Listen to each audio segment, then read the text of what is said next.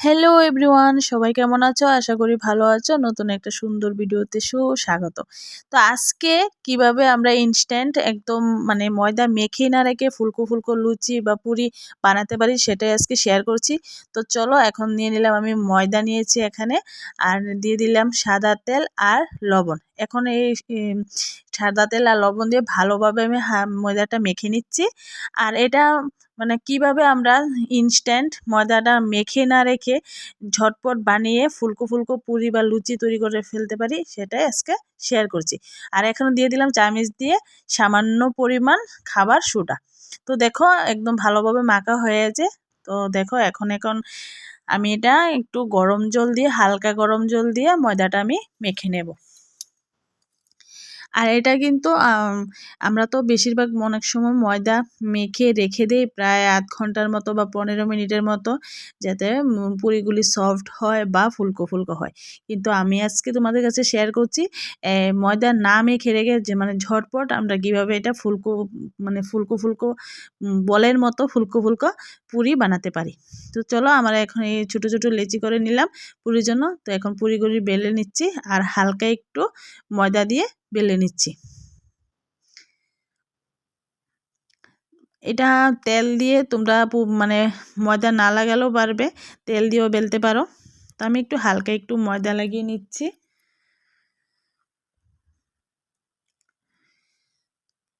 আশা করি আজকের রেসিপিটা সবার জন্য খুব একটা প্রিয় রেসিপি হবে, কারণ পুরি জিনিসটা প্রায় সময় খাওয়া হয় ঘরে, সকাল বিকালে নাস্তা টিফিনে বলো। তো দেখো, কড়াইয়ের মধ্যে দিয়ে দিলাম সাদা তেল। আর তেল গরম আছে আর গ্যাসের ফ্লেমটা হাই ফ্লেমে রেখেছি।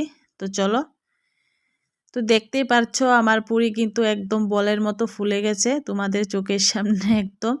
আর এটা আমার ঝটপট, আমারও খুব ভালো লাগে যখন নিজের হাতে করা কিছু জিনিস মনের মতো হয়। তো চেষ্টা করলে সব কিছুই হয়।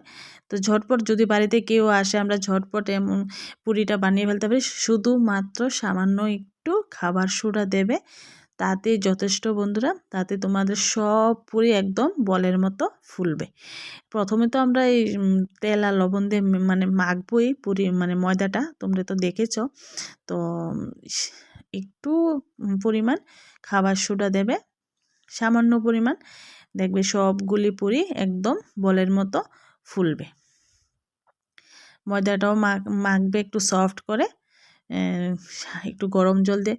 আর গরম জল দিয়ে না মেখে ঠান্ডা জল দিয়েও মাখতে পারো, কোনো সমস্যা নেই, তাও পুরিগুলি সবগুলি ফুলবে। শুধুমাত্র একটু খাবার সোডা দিয়ে দেবে, তাহলে চলবে। আর যদি তোমরা খাবার সোডা না দাও তাহলেও ফুলবে, কিন্তু সবগুলি যে ফুলবে তার কোনো গ্যারান্টি নেই। কিন্তু খাবার সোডা দেওয়ার ফলে সবগুলি পুরিই একদম ফুলে। আর তেলের পরিমাণটা কড়াইয়ের মধ্যে বেশি দেবে, কিন্তু আমি দেখো তেমন কিন্তু বেশি দিইনি, যথেষ্ট। এটা দিয়ে কিন্তু অনেক সুন্দরভাবে পুরিগুলি ফুলছে। তো তোমাদের কাছে এটা শেয়ার করছি, আমারও ভালো লাগছে, এই জন্য তোমাদের সাথে একটু শেয়ার করলাম। তো আজকে রেসিপি কেমন লেগেছে অবশ্যই কমেন্ট করে জানাবে।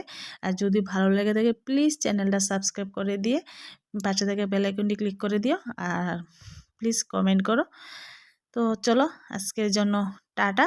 সবাই ভালো থেকো, সুস্থ থেকো। আর পুরি খুব সুন্দর হয়েছে, আর ভিতরটাও খুব সফট হয়েছে, ভালো হয়েছে। তো চলো, দেখতে যেমন সুন্দর হয়েছে খেতেও অনেক টেস্ট হয়েছে। তো টাটা।